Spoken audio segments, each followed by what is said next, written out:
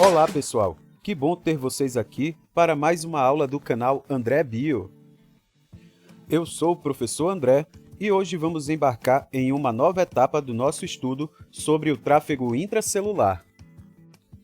Nesta aula, vamos descobrir como a célula é capaz de captar substâncias do meio externo por meio do fascinante processo de endocitose.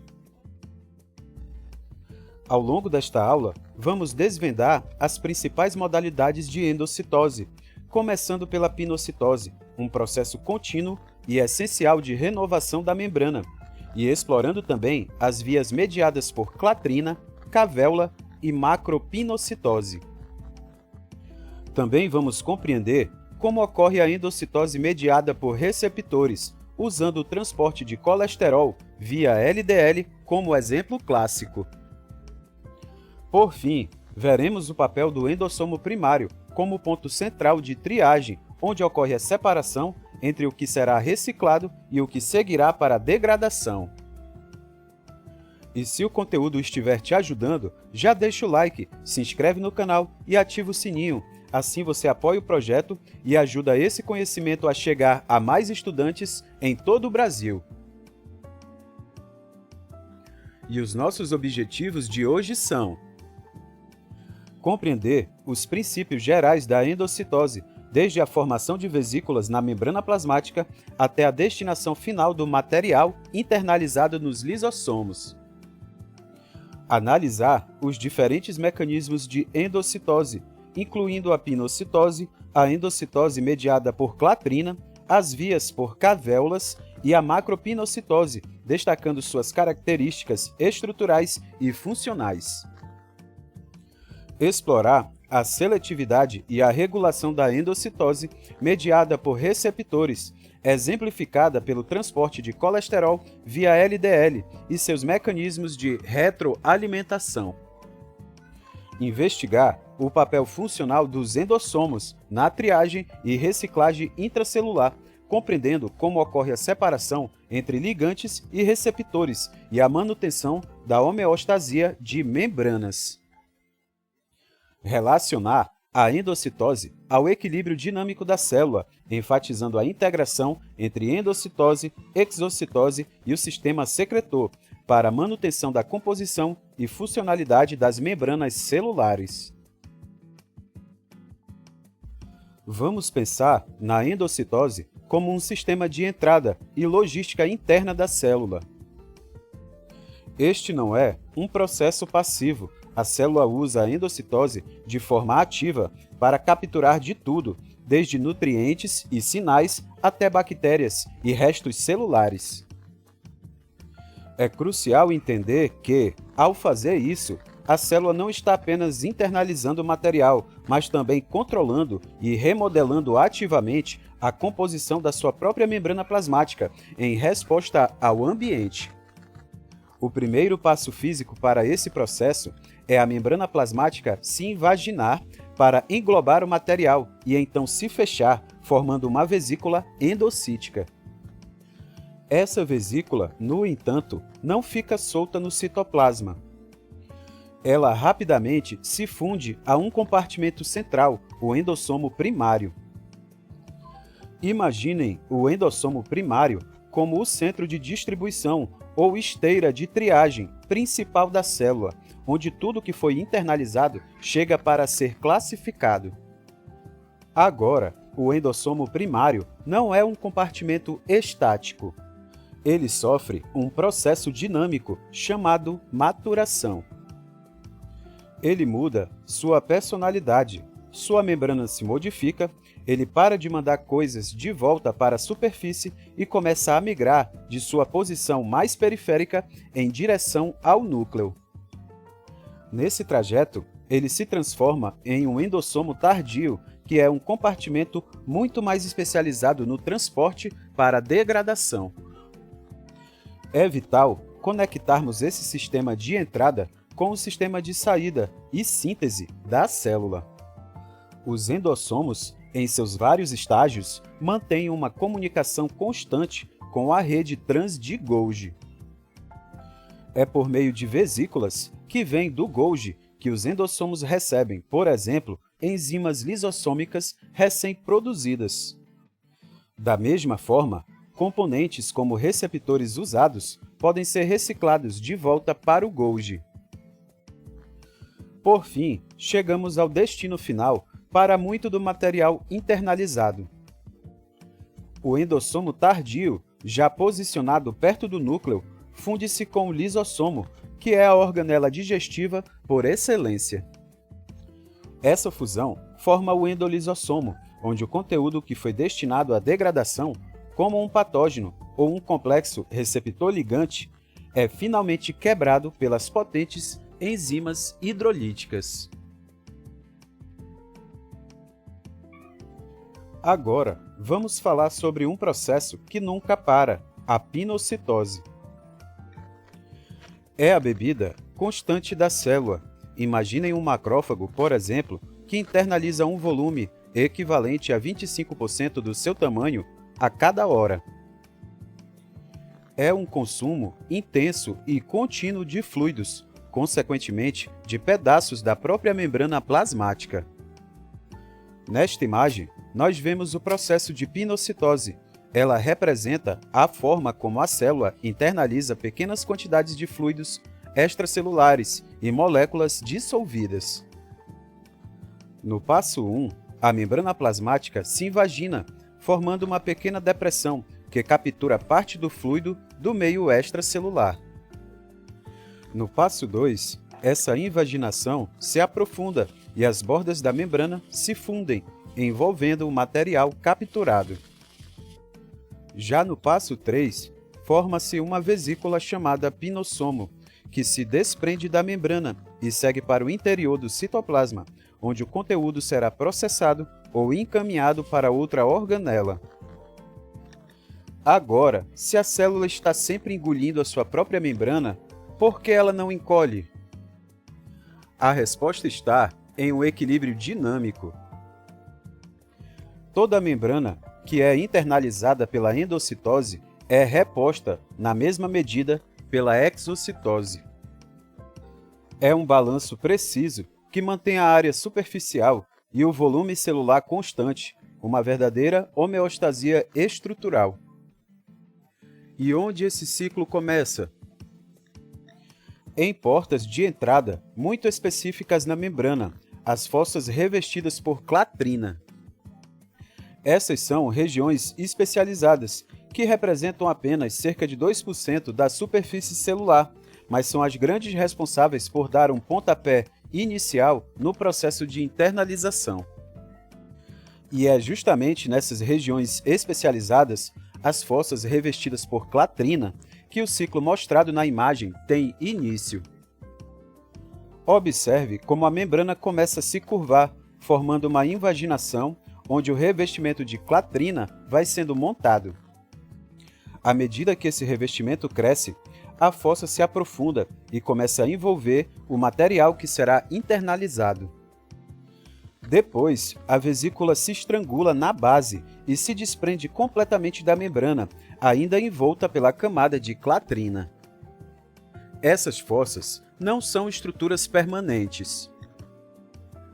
Elas são dinâmicas e se formam, se invaginam e se fecham com uma velocidade impressionante, num ciclo que leva cerca de 1 minuto para se completar, formando as chamadas vesículas revestidas por clatrina. Finalmente, o revestimento de clatrina tem uma função mecânica de moldar a vesícula, mas é temporário. Em questão de segundos, após a sua formação, a vesícula perde esse revestimento e está pronta para se fundir com seu destino final, o endossomo primário. Vamos expandir o nosso entendimento. A pinocitose não é um processo único, mediado apenas pela catrina. Existem outros mecanismos especializados, como as cavéolas e a macropinocitose, que funcionam como vias alternativas para a internalização de materiais específicos.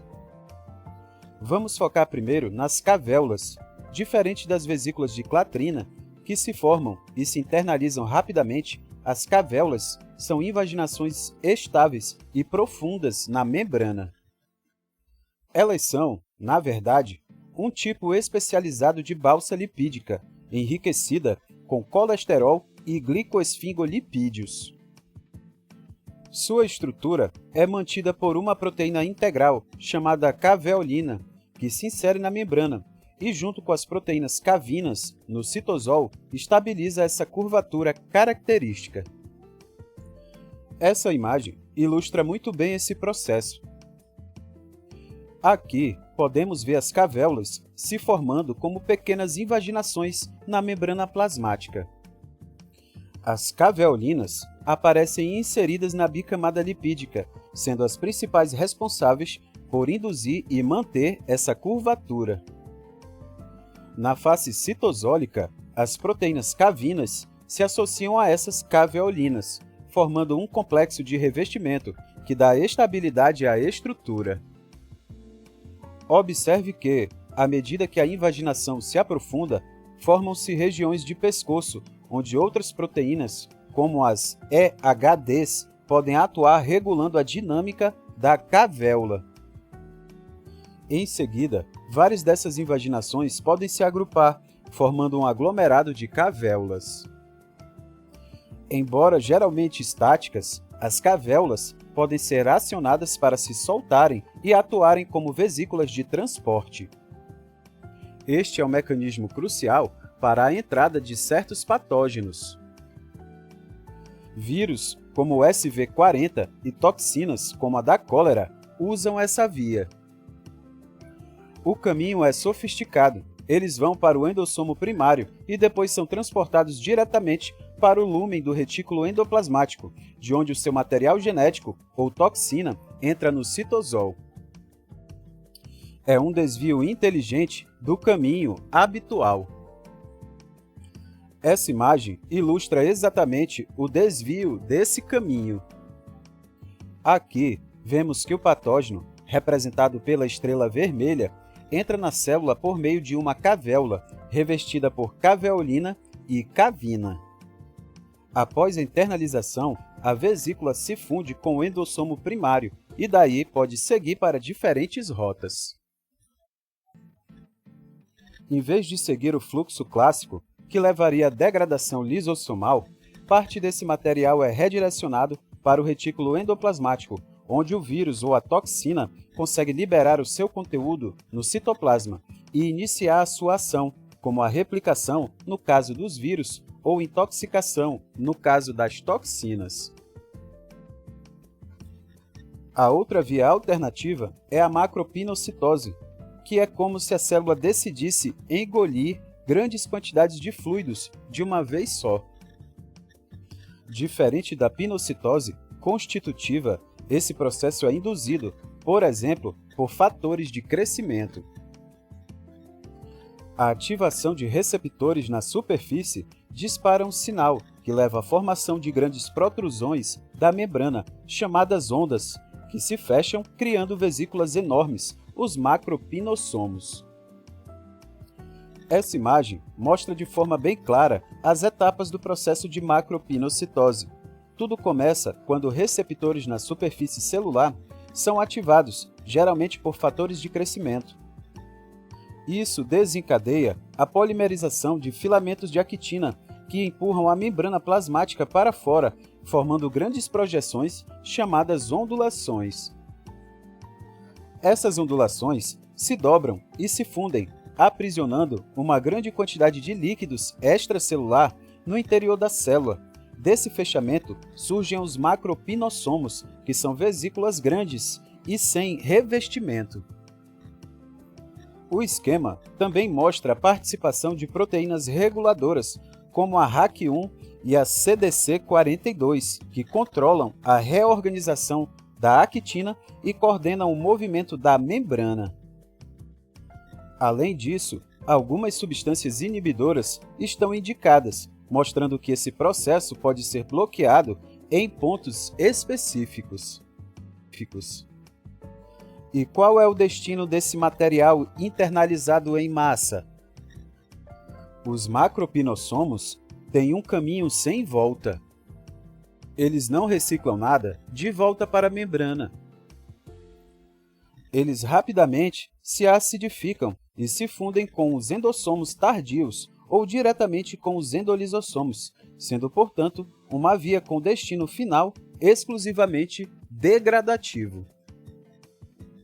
É uma estratégia eficiente para a captura e destruição de restos celulares ou para a internalização massiva de nutrientes. Agora, vamos entrar no nível de sofisticação máxima da endocitose, a mediação por receptores. Diferente da pinocitose básica, que captura fluidos de forma aleatória, este mecanismo é incrivelmente seletivo. Receptores específicos para macromoléculas, como hormônios ou fatores de crescimento, se concentram ativamente nas fossas revestidas por clatrina. Essa concentração aumenta a eficiência de internalização do ligante desejado em mais de 100 vezes.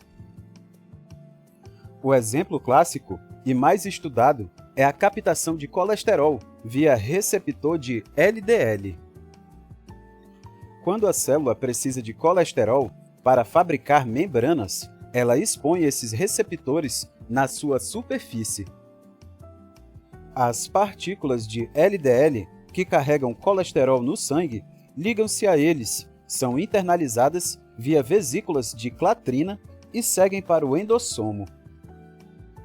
No ambiente ácido do endossomo, a LDL se solta do receptor. O receptor é reciclado, enquanto a LDL é enviada ao lisossomo, onde o colesterol é finalmente liberado para o uso da célula. A descoberta dessa via, que rendeu um prêmio Nobel, veio justamente dos estudos de doenças genéticas que causam o colesterol alto. E como a célula evita de se intoxicar com o colesterol? Através de um lindo mecanismo de regulação por retroalimentação negativa. Se o colesterol livre dentro da célula estiver em excesso, a própria célula desliga a maquinaria de produção. Ela para de sintetizar o seu próprio colesterol e deixa de produzir novos receptores LDL. Mas o que faz um receptor ser reconhecido e direcionado para uma fossa revestida?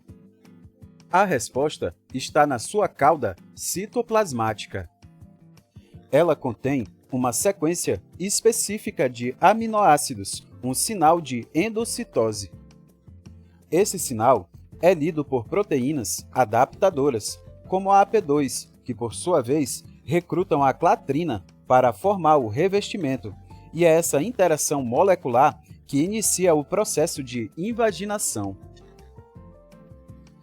Por fim, é crucial entendermos a fossa revestida não como um buraco qualquer, mas como um filtro molecular altamente especializado. Ela seleciona ativamente quais proteínas de membrana serão internalizadas, concentrando-as e, ao mesmo tempo, excluindo a grande maioria das outras proteínas. Cada fossa pode abrigar mais de 100 receptores de diferentes tipos, funcionando como uma plataforma de coleta seletiva e organizada. O endossomo primário é muito mais do que uma simples estação de passagem. Ele é o centro de triagem inteligente da via endocítica. O grande trunfo aqui é o seu pH levemente ácido. Essa acidez é um sinal que causa uma mudança conformacional na maioria dos receptores, forçando a dissociação do complexo receptor-ligante. É nesse momento que os destinos se separam. Uma vez dissociados, o caminho dos ligantes é, em sua maioria, unidirecional e final. Eles ficam retidos no lúmen do endossomo ou são encaminhados para os lisossomos, onde serão degradados. Este é o destino, por exemplo, da partícula de LDL, depois que ela solta o colesterol. É um mecanismo para desativar sinais e quebrar moléculas para o reaproveitamento. Mas e os receptores? Eles são um investimento celular valioso. Proteínas, como o receptor de LDL, agora vazias, não são destruídas. Pelo contrário, são recicladas. Elas são embaladas em vesículas de reciclagem, que se desprendem do endossomo e as transportam de volta à membrana plasmática, onde estarão prontas para capturar novas partículas de LDL.